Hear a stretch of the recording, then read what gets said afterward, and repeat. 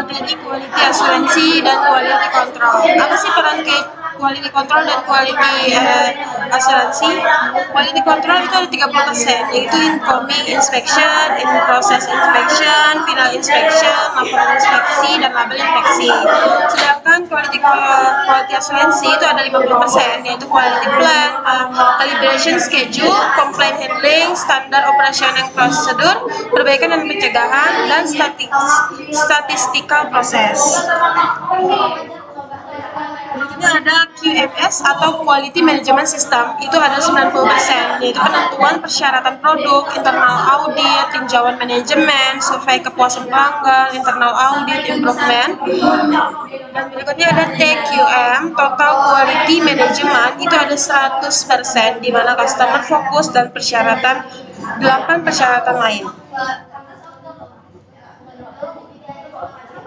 Quality assurance yaitu 1. Perencanaan metode dan pengendalian mutu, 2. Perencanaan kriteria keberterimaan, 3. Perencanaan dan pengendalian alat ukur. Quality control yaitu pemeriksaan di lapangan, pemeriksaan produk di laboratorium internal atau luar, 3. Penandaan status infeksi. Jadi secara fungsi, quality control adalah bagian dari quality assurance dan tambahan fungsi lainnya meliputi hanya kepada manajerial saja dan bukan implementasinya. Quality assurance itu merencanakan proses-proses inspeksi dan pemeriksaan terhadap produk atau quality plan,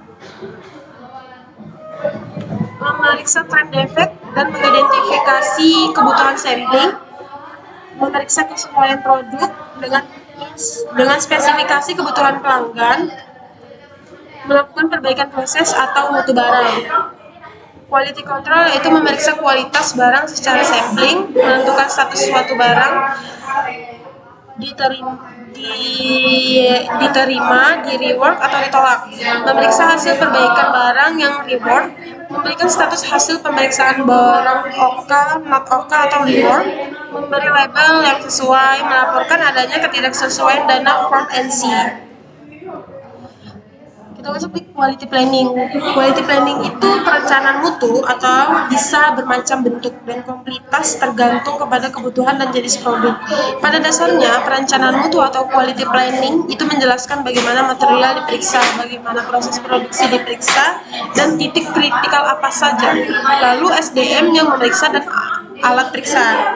Quality control yaitu bebas dari tekanan atau pengaruh dari internal dan eksternal dalam menentukan status produk, mendapatkan pelatihan tentang defek produk, mempunyai alat yang memadai, mempunyai wewenang, mempunyai standar kerja.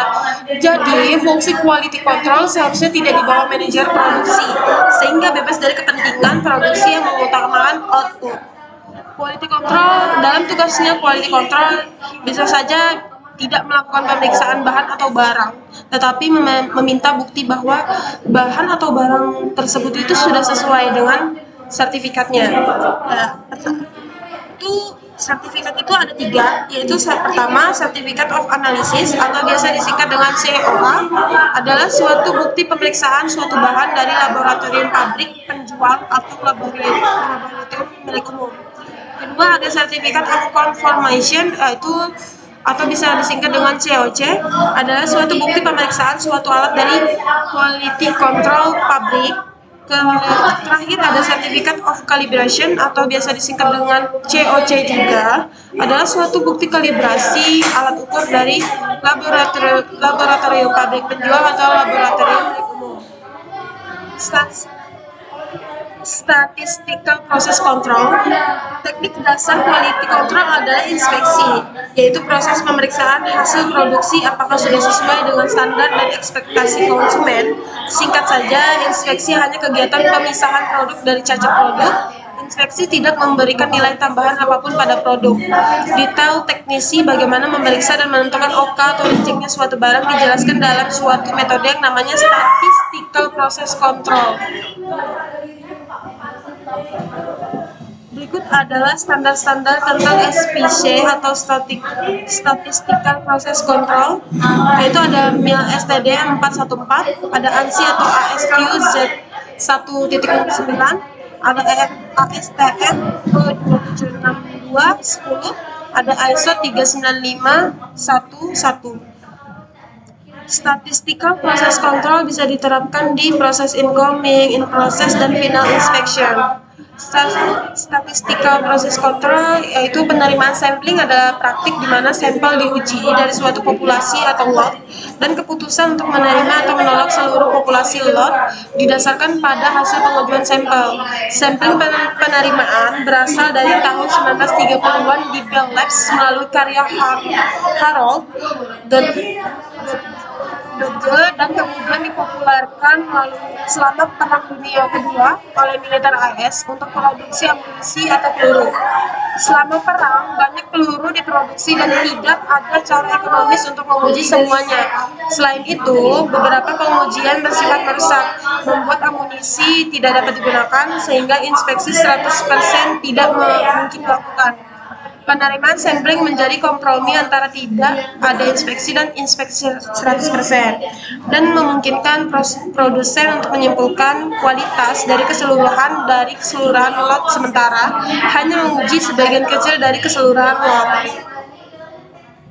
Seiring waktu, pengambilan sampel penerimaan juga menjadi menguntungkan bagi perusahaan lain yang menghadapi pemeriksaan deskriptif atau ketika biaya yang terkait dengan pemeriksaan 100% tidak ekonomis atau di mana resiko meneruskan cacat rendah. Berikut contoh dokumen SPC atau AQL, Achievement Quality Level. Lalu selanjutnya ada analisa kemampuan proses atau AKP, adalah perhitungan yang digunakan untuk menganalisa suatu proses dari segi kepresisian dan keakurasian. AKP terbagi menjadi dua, yaitu capability potensial atau biasa disingkat dengan CP. Kepresisian artinya data hasil proses berada di antara batas spesifikasi LSL dan USL. Capability Index atau Indicates atau biasa disingkat dengan CPK. Keakurasian yaitu artinya data hasil proses berada mendekati target SL. CPK negatif itu proses menghasilkan produk di luar specs. CPK sama dengan 0 yaitu proses menghasilkan produk di rank yang tepat pada salah satu batas specs. 0 CPK 1 kebanyakan data hasil proses tidak mendekati target. CPK lebih besar dari 1,33 proses sangat bagus karena hampir keseluruhan data mendekati target CL. CPK sama dengan CP itu proses terletak tepat di tengah-tengah spek. Berikut adalah sampel dari CPK dan CP. Kita masuk ke Quality Management System dan Quality Assurance. Quality Assurance yaitu Quality Plan, Calibration Schedule, Complaint Handling, Standard Operation Procedure, perbaikan dan pencegahan, dan statistical process.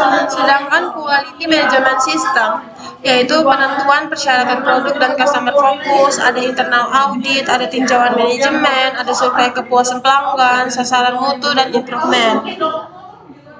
Ini adalah form QMS untuk sasaran mutu. Apa sih perbedaan tindakan perbaikan dan pencegahan milik QA dan improvement milik QMS serta customer focus milik QMS? Tindakan koreksi dan perbaikan lebih ditujukan kepada cacat produksi dan perbaikan untuk menghilangkan cacat tersebut di area produksi. Sedangkan improvement lebih ditujukan kepada peningkatan kemampuan produktivitas dan perbaikan dari sisi cost. Sedangkan customer focus yaitu lebih ditujukan kepada peningkatan kebutuhan bagi pelanggan agar produksinya sesuai dengan karakter pelanggan atau kondisi sekeliling pelanggan. Quality Improvement Program adalah sebuah perusahaan besar di televisi di Indonesia menerima banyak komplain produk TV mereka dijual di Indonesia karena dalam TV tersebut ada lubang yang bisa masuk cicak dan menyebabkan kebakaran TV tersebut. Perusahaan tersebut gagal memahami fokus kepelangganan Indonesia karena cicak tidak ada di Korea. Ini adalah contoh from Quality Improvement Program atau QMS untuk improvement. Berikutnya ada alat quality control. Alat dalam quality control. Yang pertama ada pengukuran ketebalan dan dimensi. Itu ada digital caliper, analog caliper, terus vernier caliper, digital micrometer, ada thickness tester, ada analog caliper atau mesin CMM.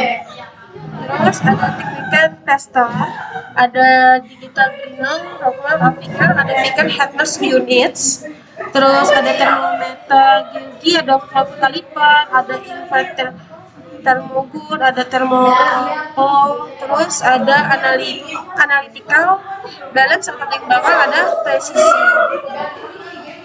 Ini ada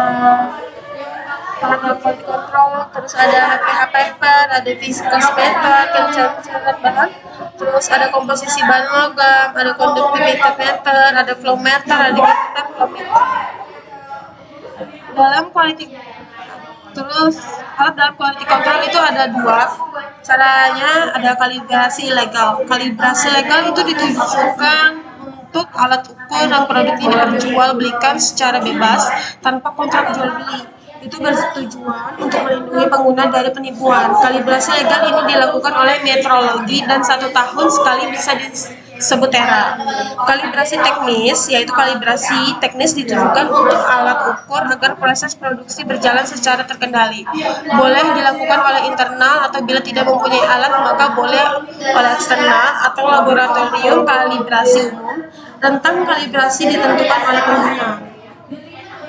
Ini alat dalam quality control, persyaratan kalibrasi teknis oleh quality control, ada pelatihan personel, kalibrasi label kalibrasi, ada daftar alat, ada jadwal, ada label kalibrasinya, ada label kalibrasinya. Ini contoh daftar dan jadwal kalibrasi oleh quality control. Terus ada kalibrasi legal, banyak perusahaan yang harus dikalibrasi legal karena produknya dijual di tempat umum tanpa kontrak jual beli. Ada pom bensin SPBU, dispenser SPBU, ada taksi, argumentasi, air mineral, alat ukur di unit pengisian, alat tera metrologi atau kalibrator. Terus ada ada master timbangan. Untuk keperluan kalibrasi internal, Departemen Quality Assurance boleh melakukan kalibrasi sendiri menggunakan master kalibrator. Tetapi master kalibrator harus sudah dikalibrasi eksternal atau TERA. Sekian rangkuman media dari saya. Terima kasih. Saya pamit undur diri. Kepada Bapak ini 264 1102. Sekian. Terima kasih.